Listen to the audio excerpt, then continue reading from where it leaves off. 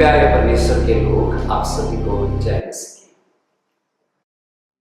आज से हम एक नई श्रृंखला की शुरुआत करने जा रहे हैं।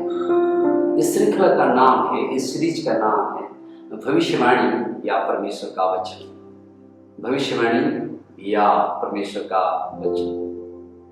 जब हम आज के मसीह समाज को देखते हैं, बहुत सारे लोग भविष्यवाणी या भविष्यवक्ताओं के पीछे लगे हुए हैं।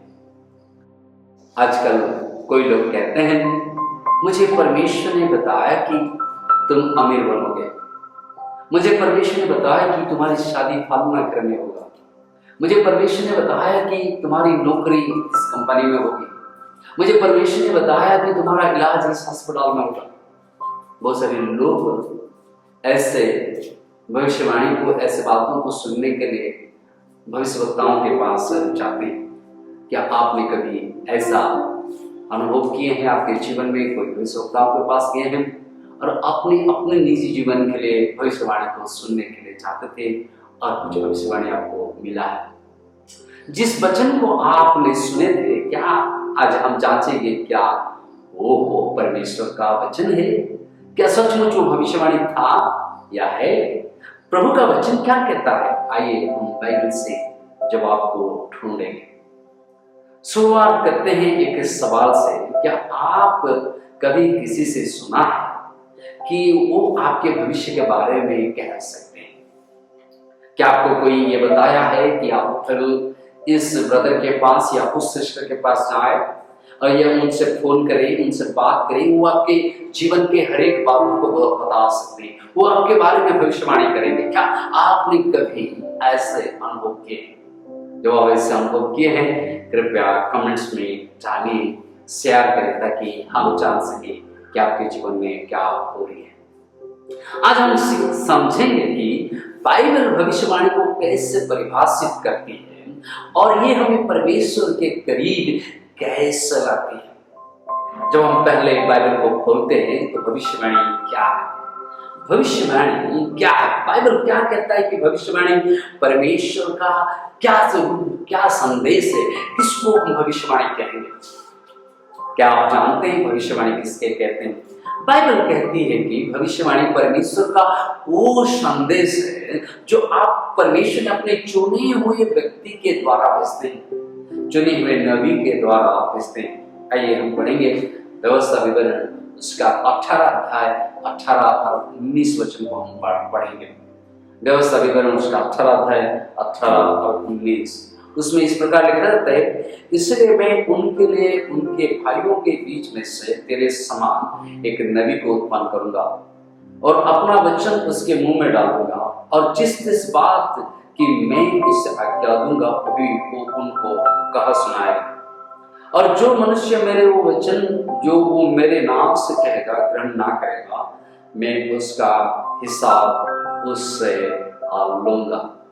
ये वचन हमको क्या सिखाता है कि परमेश्वर कहते हैं मैं उनके लिए, परमेश्वर कहते हैं इस्राएल लोगों को कि मैं उनको एक नबी को भेजूंगा, मैं उसके मुंह में अपने वचन को दूंगा, अपने शब्दों को दूंगा, अपनी वाणियों को दूंगा, और वो उन्हें सब कुछ बताएगा जो मैं अर्थात परमेश्वर उस नबी से कहेंगे।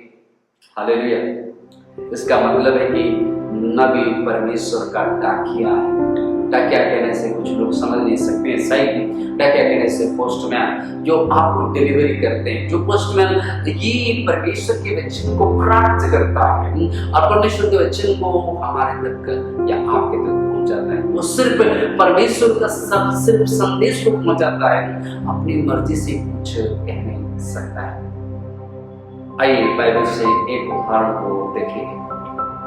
यिर्मयाह एक ऐसा नबी थे जो परमेश्वर से चुने गए थे।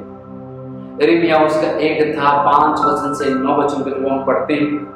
परमेश्वर ने उससे कहा, तुझको मैंने गर्भ से रचने से पहले ही जाना, मैं तेरे मुंह में अपने वचन दूंगा। यिर्मयाह का काम था इस्राएल को चेतावनी देना कि अगर वो पाप करते हैं तो मुसीबत उनके जीवन में आएगी, उनके जीवन में परमेश्वर की दंड आएंगे।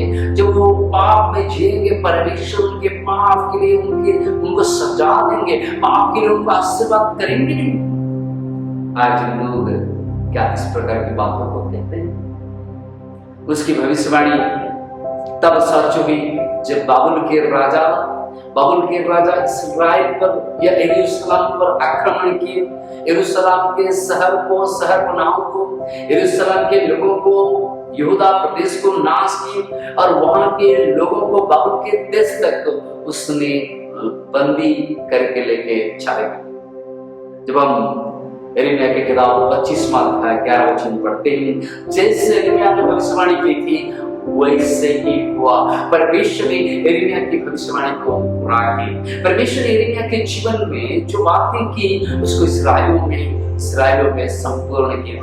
यिर्मयाह के समय में और एक नबी हुआ करते थे जिसने लोगों को ये कहते थे, नहीं यिर्मयाह जो कह रहा है वो झूठ है, वो सही नहीं है।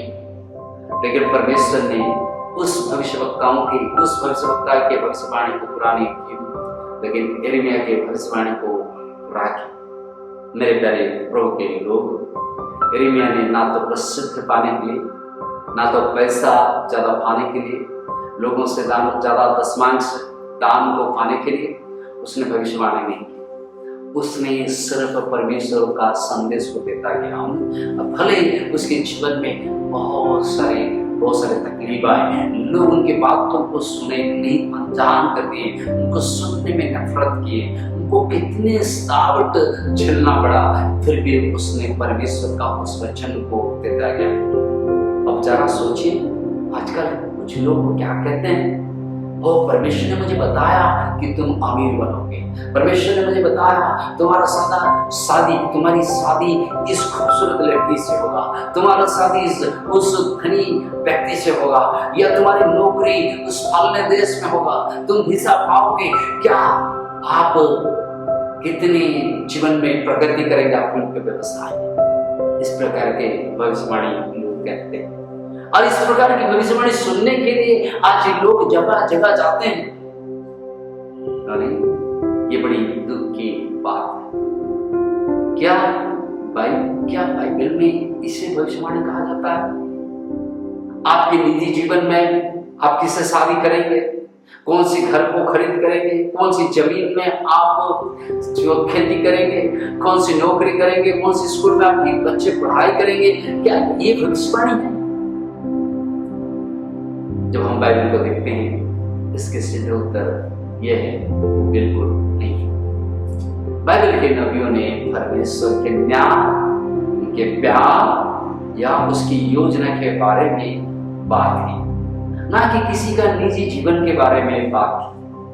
हम एक दो निजी जीवन के बारे में बात करना देखा है, जैसे हिजकिय्याह राजा के समय में यशायाह ने हिजकिय्याह के बारे में बता तो अपने आप को सुना, अपने घर को सुना। और ये जो भविष्यवाणी थी हिजकिय्याह को धनी करने के लिए, अमीर करने के लिए, उसके शादी के लिए नहीं, लेकिन उसके पश्चाताप करने के लिए भविष्यवाणी थी। परमेश्वर ने निजी भविष्यवाणी जो भेजे हैं, लोगों को पश्चाताप करने की भविष्यवाणी भेजे कि वे अपने पापों से पश्चाताप करें। नाथन भविष्यवक्ता ने दाऊद के पास गया और दाऊद को अपने पाप के बारे में बताया कि ये कहा तुमने जो किया है वो पाप है। वो पाप को उसने किया। आज जब हम देखते हैं बहुत प्रकार के लोग हमारे चारों ओर घूमते हैं जो अपने आप को भविष्यवक्ता कहते हैं, और लोग उनके पास भविष्यवाणी सुनने के लिए जाते हैं। जब आप ऐसे हैं मेरे प्यारे भाई और बहनें, मैं आपसे गुजारिश करूंगा, कृपया प्रभु के वचन की ओर ज्यादा ध्यान दीजिए। ऐसे गलत फहमियां बहुत सारे चर्च में होती है, ये खासकर हमारे छोटे शहर में, गांव में, जहां लोग जल्दी समाधान ढूंढते हैं, जल्दी उनके जीवन में परेशानी खत्म हो, वो कुछ पाए, और वे ज्योतिषी की तलाश में रहते हैं कि वे ज्योतिषी के पास आते हैं। आज मसीहत में बहुत सारे ज्योतिषी है जो आपके हाथ को देखकर, मुख को देखकर कहेंगे आपके जीवन में क्या होगा। मेरे प्यारे भाई और बहनें, प्रभु के लोग, ये ज्योतिषी करना भविष्यवाणी नहीं है। ज्योतिषी जो करते हैं वो भविष्यवक्ता नहीं है। भविष्यवाणी और भविष्यवक्ता ये दोनों अलग अलग है। पहले भविष्यवाणी हम अगले हफ्ता देखेंगे कि भविष्यवक्ता कौन है, लेकिन आइए हम सपोज आपके गांव में आप रहते हैं और आपके गांव में डाकिया आता है और कहता है ये मंत्री जी से लिखा आया है, और मंत्री जी का लिखा हुआ पत्र को आपके गांव वालों को पेश करता है और गांव वाले उसको पढ़ते हैं। सचमुच जब मंत्री का पत्र हुआ होगा तो गांव वाले उसे सीरियस में लेंगे, लेकिन सपोज सोचिए कोई एक दिन डाकिया ना आकर कोई दूसरा व्यक्ति आएगा और वो एक डुप्लीकेट कागज लेकर आएगा और कहेगा ये मंत्री जी की कागज है और मंत्री जी की संदेश हमारे गांव के लिए ये है, ये वो कैसा है? बहुत सारे लोग इस प्रकार की बातों को कहते हैं। वो परमेश्वर के संदेश को पाए नहीं, परमेश्वर के वचन के अनुसार, परमेश्वर के वचन के आधार के अनुसार नहीं है, लेकिन वो कहते हैं प्रभु के वचन है। मेरे प्यारे प्रभु के लोग, कृपया अपने आप को परमेश्वर के वचन की ओर लेके चले। एक आसान ठीक मैं देना चाहता हूं। जब भी आप कोई भविष्यवाणी सुने, जब भी कोई भविष्यवाणी कहते हैं, पहला कार्य आप क्या करें?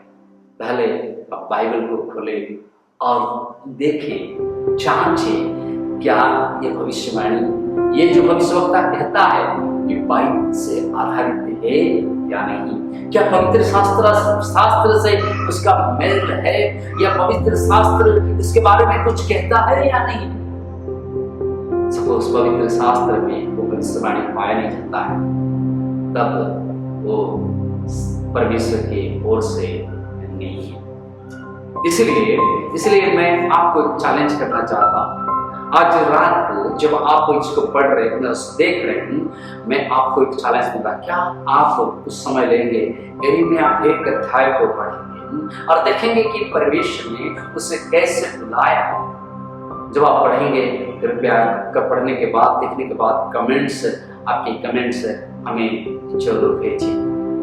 भविष्यवाणी किसी के मन गणना की बात नहीं, भविष्यवाणी किसी के निजी जिंदगी के बारे में नहीं, भविष्यवाणी परमेश्वर के वचन है। जिस वचन को परमेश्वर ने हमें यहीं पर रख दिया है, जो वचन यहाँ पर है उससे जब अधिक कुछ है, भविष्यवाणी नहीं है। इसलिए मेरे प्यारे भाई और बहनें, जो भविष्यवाणी हमको ध्यान देनी चाहिए, ये इस शास्त्र में है। इससे बढ़कर जब और कोई कहता है मुझे परमेश्वर ने बात की और मुझे दर्शन दिए, मुझे सपना में बात की, और वो लेख इसमें नहीं है, मैं आपको होशियार करना चाहता हूँ। ये भविष्यवाणी वो भविष्यवाणी नहीं, भविष्यवाणी सिर्फ जहां पर मिलती है वो सिर्फ पवित्र शास्त्र बाइबल में ही पाया जाता है। बाइबल के बिना और कहीं पर भविष्यवाणी को ना सुने। आइए हम प्रार्थना करते हैं।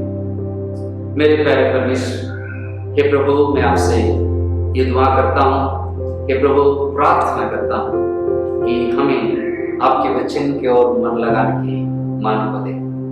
हे प्रभु, हम इधर उधर ना भटके अपने निजी जीवन के स्वार्थ के लिए, लेकिन आपके वचन की गहराई को सीखें। आपके जो भविष्यवाणी वचन में दी गई है उसको परमेश्वर सीखें और उस पर चलने की मन करें। आप हमें अनुग्रह करें, दया करें। प्रभु, आपने हमारी प्रार्थना को सुना, धन्यवाद देते हैं। हरेक श्रोताओं का आशीर्वाद, हरेक के जीवन में अब प्रभु जो भी चिंताएं परेशानी है उनके लिए हम प्रार्थना करते हैं। उनके चिंताओं को, परेशानियों को यीशु के नाम में हरेक के संग यीशु मसीह के नाम से प्रार्थना करते हैं। आमीन, आमीन। जाने से पहले मैं आप सभी को फिर से शुक्रिया करना चाहता हूँ। आप इस YouTube चैनल से जुड़े और हमारी एपिसोड को देखें। जब आपको अच्छा लगा तो कृपया आप और लोगों तक पहुंचाइए, उसको शेयर करें और हमारे इस YouTube चैनल को सब्सक्राइब करना ना भूलें और लाइक करना ना भूलें। मैं अनुरोध करूंगा कि अगले हफ्ता जब हम मिलेंगे, हम आज सुने हैं भविष्यवाणी क्या है, अगला हफ्ता जब हम आएंगे हम देखेंगे भविष्यवक्ता कौन है। कौन है? वो सही भविष्यवक्ता। जब आप भविष्यवक्ता, सही भविष्यवक्ता के बारे में बाइबल से सीखना चाहते हैं, हमसे जुड़े रहिए और प्रार्थना में, हमारे लिए प्रार्थना में याद करते रहिए। धन्यवाद।